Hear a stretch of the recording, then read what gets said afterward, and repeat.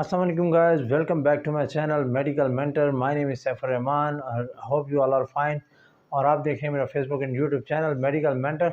और आज आपके लिए बहुत ही इंटरेस्टिंग और इन्फॉर्मेटिव टॉपिक लेके हाजिर हुआ हूँ। ये आपके लिए बहुत ही इंटरेस्टिंग और बहुत ही इन्फॉर्मेटिव टॉपिक है। वीडियो को मिस ना कीजिएगा, स्किप ना कीजिएगा, ताकि इसमें जो ढेर सारी इन्फॉर्मेशन है वो आप हासिल कर सकें। आज का जो टॉपिक है वो है जी खून की नालियों की सफाई। आज हम बात करेंगे खून की नालियों की सफाई पे। और वो खून की नालियाँ जो हमारे हार्ट से साफ़ जो ब्लड है वो लेके हमारे पूरी बॉडी को जो है प्रोवाइड करती हैं। वो नालियाँ खून की जो है तंग हो जाती हैं या फिर हार्ड हो जाती हैं।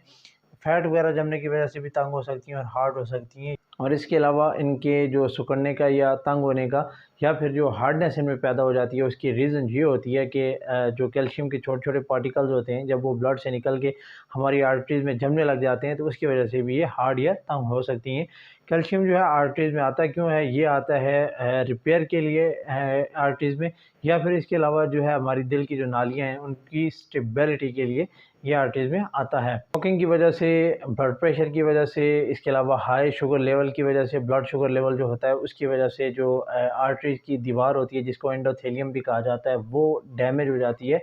और ये वजह बनती है प्लग इन्फॉर्मेशन की। प्लग इन्फॉर्मेशन क्या है मैं आपको बताता हूँ। ये एक न्यू रिसर्च है और ये एक नई इन्फॉर्मेशन है जो एक न्यू रिसर्च पे जो है बेस्ड है।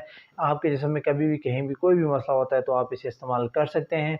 आपने तो दुनिया में सुना ही होगा कि बहुत ज़्यादा अमवात जो होती हैं वो हार्ट अटैक की वजह से होती हैं, और हार्ट अटैक जो है वो नंबर 1 पे चला गया है। और अगर तो जो आपको अंडरस्टैंडिंग है हार्ट अटैक के बारे में, मैं समझता हूँ कि ये वीडियो देखने के बाद आपकी अंडरस्टैंडिंग जो है और भी ज़्यादा बढ़ जाएगी। और ये रिसर्च जो है कुछ ऐसे चूहों पे की गई है जिनको जर्म्स फ्री एनवायरनमेंट में रखा गया, मतलब जहाँ पे बिल्कुल जर्म्स वगैरह जिस जगह पे नहीं थे, जर्म्स से पाक जगह पे उनको रखा गया और इनको वहाँ पे ही बड़ा किया गया। और इस तरह के जो एक्सपेरिमेंट्स होते हैं जो मुख्तलिफ़ बीमारियों के लिए किए जाते हैं, वो बहुत आसान हो जाते हैं। और ये जानवर वहाँ पे ज़िंदा तो रह पाते हैं, बट स्टंटेड ग्रोथ की वजह से जो है इनको बहुत सारे हेल्थ चैलेंजेस जो हैं उनका भी सामना करना पड़ता है। इनको सिर्फ विटामिन और मिनरल्स जो है उसकी फूड पे रखा जाता है, और उसके बावजूद ये जो है अंडर डेवलपमेंट ऑर्गन्स रह जाते हैं, और इसके अलावा भी बहुत सारी प्रॉब्लम्स जो है इनमें आ जाती हैं। तो गाइज़ अब इनसे जो है हमारी आर्टरीज़ का क्या ताल्लुक़ है, तो मैं आपको बताता हूँ कि इस रिसर्च में बहुत हैरान कर देने वाले हक़ाइक़ जो हैं वो सामने आए हैं। जब इन चूहों की जो गट्स माइक्रोबियोम होती है, गट माइक्रोबियोम को जब छेड़ा गया, माइक्रोबियोम का मतलब है कि हमारी बॉडी के अंदर जो फ्रेंडली जर्म्स होते हैं उनको माइक्रोबियोम कहते हैं। तो जब माइक्रोबियोम को छेड़ा गया तो इनमें जो है इनकी पूरी बॉडी में सोज़िश स्टार्ट हो गई, इनकी पूरी बॉडी में इन्फ्लेमेशन स्टार्ट हो गई। और उस इन्फ्लेमेशन ने क्या किया, उस इन्फ्लेमेशन ने ट्रिगर किया जी उस प्लगिंग को। एक और मिसकंसेप्शन ये है कि हमारा जो ब्लड है वो स्टेराइल होता है जी, जरासीमों से पाक होता है, बट ऐसा बिल्कुल भी नहीं है। हमारा ब्लड जो है बिल्कुल जरासीमों से जो पाक पाक जो है नहीं होता, क्योंकि हमारा बहुत सारे ऑर्गेनिज़्म और इवन के पैथोजेंस जो बीमारी पैदा करने वाले जरासीम में हर टाइम हमारे ब्लड में मौजूद होते हैं। उनमें से कुछ फ्रेंडली होते हैं और कुछ जो है अनफ्रेंडली भी होते हैं, और ये जरासीम जो है हमारी पूरी बॉडी में पाए जाते हैं। और यहाँ पे एक बहुत ही अहम न्यूट्रिएंट है विटामिन K2, जो कि हमारी बहुत ज़्यादा हेल्प हेल्प करता है। और मैं आपको बताऊँ तो ये K2 की जब डेफिशिएंसी होती है हमारी बॉडी में, तो आर्टरीज़ ब्लॉकिंग की जो है वो वजह बनती है।